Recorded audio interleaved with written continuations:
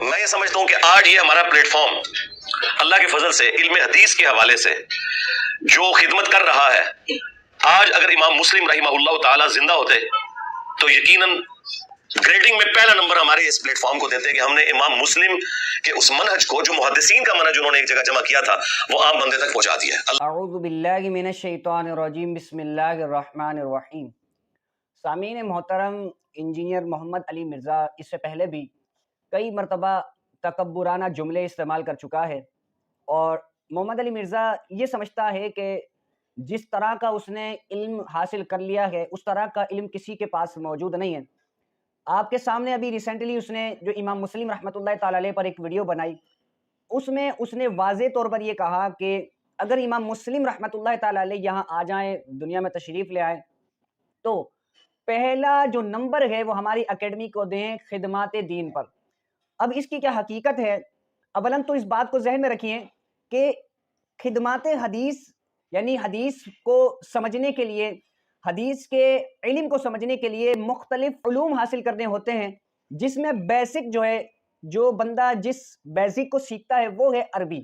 عربی گرامر اس کی اگر اچھی ہوتی ہے، عربی گرامر اگر اسے عربی آتی ہے، تو وہ علوم حدیث پر، حدیث کی کتابوں کو بخوبی پڑھ سکتا ہے، کیونکہ ابھی بھی اتنی کثیر احادیث کی، اسماء الرجال کی کتابیں موجود ہیں جن کا اب تک ترجمہ نہیں ہوا ہے، جیسے سیر و اعلام النبلاء ہے۔ اسی طریقے سے اور بھی کتب ہیں جن کا اب تک ترجمہ نہیں ہو سکا ہے۔ تو جن کا ترجمہ ہی نہیں ہو سکا تو اس تک انجینئر صاحب کی رسائی کیسے ہو گئی؟ تو بہت ہی یہ ناممکن سی بات ہے۔ لیکن مرزا صاحب یہ کہتے ہیں کہ میری جو ہے وہ خدمات حدیث پر امام مسلم رحمۃ اللہ تعالی علیہ ہوتے تو پہلا نمبر دیتے۔ تو میں اس کو الزامی جواب دیتا ہوں کہ اگر امام مسلم رحمۃ اللہ تعالی علیہ آ جاتے اور خدمات حدیث پر جو تم نے جھوٹ باندھے ہیں، جو تم نے احادیث پر منمانی تشریحات کی ہیں، جو تم نے واقعات پر، جو تم نے سندوں کے حوالے سے بحث و مباحثے کیے ہیں، اگر صلح حسن کی تم سے سند مانگ لی جائے تو تم یہ کہو کہ بھئی سندوں کے چکر میں نہ پڑو۔ اگر تم سے کوئی تاریخ کے حوالے سے سوال کر لیا جائے تو تم کہو کہ تاریخ میں ہے، محدثی نے لکھ دیا تو ہم مانیں گے، سندوں کو تم چھوڑ دیتے ہو۔ تو سندوں کے جو چکر میں تمہاری اگر یہ حرکتیں امام مسلم رحمۃ اللہ تعالی علیہ دیکھ لیتے تو تمہیں جواب بھی دیتے، تم پر ویڈیو بھی بناتے اور تم پر میمز بھی بناتے اور تم پر ہنستے بھی کہ یہ کیسا شخص ہے کہ جو حدیث کا نام لے کر اپنی دکان چمکا رہا ہے۔ میں اس پر آپ کو ایک مثال دے کر انشاءاللہ سمجھاتا ہوں، آپ کے بات بالکل انشاءاللہ واضح سمجھ میں آ جائے گی۔ وہ یہ جو کہہ رہے ہیں نا کہ خدمات حدیث پر ان کی جو ہے وہ پہلا نمبر دیتے، میں آپ کو ایک مثال دے کر انشاءاللہ سمجھاتا ہوں، آپ کے سمجھ میں آ جائے گا کہ یہ بندہ کتنا علم حدیث جانتا ہے، فہم محدث کو جانتا ہے۔ آپ کے سامنے پہلا حوالہ، میں انشاءاللہ ایک ہی حوالہ رکھوں گا، میں اصل میں کوشش میری یہی ہوتی ہے کہ ویڈیو جو ہے وہ زیادہ طویل نہ ہو۔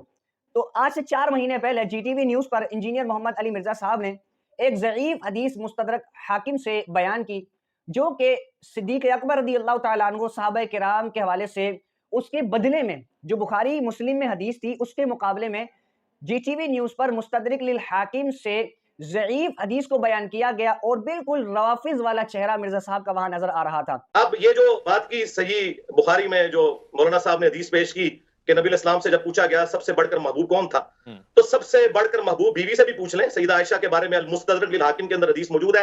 اما عائشہ سے کسی نے پوچھا بتائیے کہ نبی علیہ السلام کو اپنے صحابہ میں سب سے بڑھ کر محبوب کون تھا، تو انہوں نے کہا کہ فاطمہ سلام اللہ علیہا۔ بخاری مسلم حدیث ہے، فاطمہ میرے جگر کا ٹکڑا ہے۔ جب انسان کسی کی فضیلت بیان کرتا ہے نا تو اولاد کے بعد ہی اس کا ذکر کر رہا ہوتا ہے، یہ انڈرسٹوڈ ہوتا ہے، گھر والے پہلے نمبر پہ ہوتے ہیں۔ پھر انہوں نے پوچھا نہیں مردوں میں بتائیں، تو انہوں نے کہا کہ مردوں میں فاطمہ کا شوہر علی بن ابی طالب، جو کہ کثرت سے روزے رکھنے والے اور شب بیداری کرنے والے تھے۔ الحمدللہ یہ میری ماں نے بیان کیا ہے، سلام اللہ علیہا۔ بسم اللہ۔ تو آپ نے کلپ دیکھا، اس میں یہ حدیث جو ہے یہ ضعیف حدیث ہے۔ اچھا، اسی کے کچھ دنوں بعد لائیو سیشن میں انجینئر محمد علی مرزا سے اسی حدیث کے حوالے سے سوال ہوا۔ یہ اگلا سوال ہے، آپ نے ٹی وی پر اما عائشہ سلام اللہ علیہا کی حدیث بیان کی مولا علی کی فضیلت کا اوپر الحاکم سے، تو وہ حدیث ضعیف ہے کیا؟ اور بخاری میں ایک حدیث ہے اور وہ حدیث دور کی کتاب میں ہے۔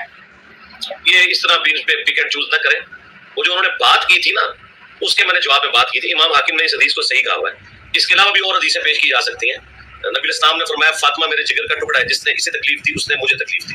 اب یہ فضیلت تو کسی اور کے بارے میں نہیں کہ اسے اپنے جگر کا ٹکڑا کہا جائے، وہ بات ہی کچھ اور ہے. صحیح حدیث نہیں ہے، امام حاکم نے اسے صحیح کہا ہے. اگر کسی کو اس کی صحت پہ اختلاف ہے تو اس کا رائٹ ہے. میرے بھائی یہاں تو لوگ بخاری مسلم کی احادیث کے اوپر بھی اعتراض کر رہے ہیں. رہا کہ یہ دور کی کتاب میں ہے تو دور کی کتاب میں ہے، لیکن اہل البیت کی فضیلت میں جو چیزیں ہیں وہ اصلاً بخاری مسلم کے اندر موجود ہیں، اس کے اندر بالکل فٹ ان بیٹھتی ہیں. تو اس میں کوئی ایسا مسئلہ نہیں. اگر کوئی اختلاف رائے رکھنا چاہتا ہے اس حدیث کی صحت کے اوپر تو رکھے، اس کا رائٹ ہے. امام حاکم نے معلوم اس حدیث کو صحیح کہا ہے جو ہم نے بیان کیا. اگر کسی اور کا اختلاف ہے تو اس کا رائٹ ہے وہ رکھے. کہ یہ جو حدیث ہے مستدرک للحاکم میں، یہ حدیث ضعیف ہے، اور یہ حدیث جو ہے اس کے اندر ایک راوی ہے جمیع بن عمیر، تو یہ راوی بالکل محدثین، جمہور محدثین کے نزدیک یہ راوی ضعیف ہے. تو مرزا صاحب نے کیا کیا؟ مرزا صاحب نے چونکہ اپنے آپ کو بچانا تھا، وہ جو عزت مرزا صاحب نے اپنے اسٹوڈنٹ کے سامنے جھوٹی عزت بنائی ہے اس پر چونکہ پردہ ڈالنا تھا، تو یہ کہہ کر مرزا صاحب نے جان چھڑا لی کہ اسے امام حاکم نے صحیح کہا ہے، تم لوگ مانو یا نہ مانو. اگر کوئی اختلاف کرنا چاہتا ہے تو کرے، لیکن امام حاکم رحمۃ اللہ تعالی علیہ نے اس حدیث کو جو ہے وہ صحیح کہا ہوا ہے. اچھا جی، امام حاکم نے صحیح کہا ہوا ہے، ٹھیک ہے مرزا صاحب، اگر امام حاکم نے ہی صحیح کہا ہے لیکن جمہور کے نزدیک یہ روایت ضعیف ہے، اس کے اندر ایک راوی ضعیف ہے. مرزا صاحب کا اب دیکھیے کیسا یو ٹرن آیا ہے. مرزا صاحب نے ابھی کچھ دن پہلے دعوت حق ایک پروگرام آ رہا ہے زین العابدین کے چینل پر، وہاں دعوت حق پروگرام کے اندر امام حاکم ہی کے حوالے سے مرزا صاحب سے سوال ہوا. یہ بتائیں کہ مستدرک للحاکم جو حدیث کی بک ہے، اس میں کچھ حدیثیں ہیں جن کے پہ لکھا ہوتا ہے کہ یہ بخاری و مسلم کے معیار کے مطابق صحیح ہیں، تو کیا وہ صحیح ہوتی ہیں؟ یہ حاکم کی وجہ سے بہت زیادہ نقصان ہوا ہے. اچھا جی ہاں، شاہ ولی اللہ دہلوی نے باقاعدہ حجت اللہ البالغہ میں امام حاکم کے اوپر نقد کی ہے اس حوالے سے کہ وہ اکثر احادیث کے ساتھ لکھتے ہیں یہ بخاری مسلم کی شرط پہ صحیح ہیں، اور ان میں سے کئی جھوٹی روایتیں بھی ہیں. بخاری مسلم کی شرط پہ صحیح کہیں، یہ ضروری نہیں کہ وہ حدیث صحیح ہو. یہ تین امام حاکم، امام ابن حبان، امام ترمذی، یہ متساہل تھے حکم لگانے میں. اسی لیے امام صاحب نے پھر باقاعدہ بخاری مسلم کی جو وہ والی حدیثیں جن کو انہوں نے اس کی شرط پہ صحیح کہا تھا، امام حاکم کی تحکیم کی ہے، اور انہوں نے باقاعدہ اس کے اوپر حکم لگایا ہے کہ یہ امام حاکم کا دعویٰ درست بھی ہے کہ نہیں. اس میں ان سے بھی کئی جگہ پہ غلطی ہوئی ہے، لیکن اوورآل کافی اچھی کوشش ہے. اسی لیے ابھی جو اسلام 360 میں المستدرک للحاکم ڈلی ہوئی ہے نا، اس میں صحیح ضعیف کے حکم لگے ہوئے ہیں. حالانکہ امام حاکم کے نزدیک وہ ساری حدیثیں ہی بخاری مسلم کی شرط پہ ہے، لیکن اس پہ حکم لگے ہوئے ہیں امام صاحب کے. تو یہ جب تک ایگریڈ اپان معاملہ نہ ہو اس وقت تک المستدرک للحاکم کی حدیث کا کوئی اعتبار نہیں ہوگا. المستدرک للحاکم کی حدیث کا کوئی اعتبار نہیں ہوگا. مرزا صاحب سے سوال ہوا کہ امام حاکم رحمۃ اللہ تعالی علیہ جو تحکیم لگاتے ہیں، حکم لگاتے ہیں، وہ یہ کہتے ہیں کہ بخاری مسلم کی شرط پر صحیح ہے، کیا وہ صحیح بھی ہوتی ہے یا نہیں؟ اب 4 مہینے والی پہلی بات کو مرزا صاحب بھول گئے. جان بوجھ کر یہ حرکت انجینئر محمد علی مرزا صاحب نے کی کہ وہ بات انہوں نے جو ہے وہ اس جگہ بیان نہیں کی، لیکن یہاں یو ٹرن لے لیا. وہ یہ کہا کہ امام حاکم رحمۃ اللہ تعالی علیہ تو متساہل تھے، انہوں نے جو تحکیم لگائی ہے وہ بھی غلط ہے. جب تک اس تحکیم کی تحقیق نہیں ہوگی، جب تک امام حاکم رحمۃ اللہ تعالی علیہ کی بات کو تسلیم نہیں کیا جائے گا.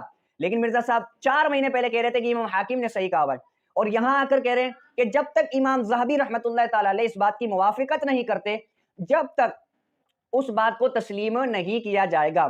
تو یہ ہیں اصول حدیث مرزا صاحب کے کہ جب اپنی بات آتی ہے تو یہ کہیں سے بھی کچھ بھی لے لیتے ہیں، لیکن جب کوئی سامنے دلیل دے رہا ہوتا ہے تو اس پر یہ فوراً فتویٰ لگا دیتے ہیں یہ ضعیف ہے یا اس کے اندر یہ مسئلہ ہے. آپ کو پتا ہوگا واقعہ کربلا ریسرچ 72 اس کے اندر جو احادیث مرزا صاحب نے نقل کی ہیں تو اس کے اندر بھی ضعیف احادیث موجود تھی. تو مرزا صاحب نے کیا پینترا استعمال کیا کہ کسی نہ کسی محدث نے تو اس کو صحیح کہا ہوا ہے. اب یہ اصول اگر دیکھیں تو الحمدللہ احناف کی جو احادیث ہیں بعینی کی بالکل ساری کی ساری صحیح ہو جائے گی. جیسے ترک رفع الیدین کی 257 حدیث، کئی محدثین نے اس روایت کو صحیح کہا ہے، بعض نے کلام کیا، لیکن ان کا کلام اس کی سند پر نہیں تھا بلکہ اس میں ثم لا یعود کے جو الفاظ ہیں اس پر تھا. اسی طریقے سے بہت ساری ایسی چیزیں ہیں، مرزا صاحب سے کچھ حوالہ مانگو تو وہ کہتے ہیں فلاں فلم دیکھ لیں، وہاں آپ کو فلمایا گیا ہے، وہاں جا کر دیکھ لیں. تو یہ اصول حدیث کی خدمات نہیں ہے، یہ خدمات حدیث نہیں ہے، یہ فلمی فراڈی ہے. تو آپ کے سامنے اس کی حقیقت انشاءاللہ واضح ہو گئی ہوگی کہ یہ شخص صرف اور صرف اپنی بات کو منوانے کے لیے محدثین کو لے لیتا ہے جہاں اس کی سمجھ آ رہی ہوتی ہے، لیکن جب اس کی سمجھ سے کوئی چیز باہر ہو جاتی ہے تو بڑے سے بڑا محدث ہو، بڑے سے بڑا صحابی ہو، یہ اس کا انکار کر دیتا ہے. اللہ کریم اس کے شر سے ہمیں محفوظ فرمائے. آپ کے سامنے اس کا جو نقاب ہے وہ اتارنا مقصود تھا. السلام علیکم ورحمۃ اللہ وبرکاتہ.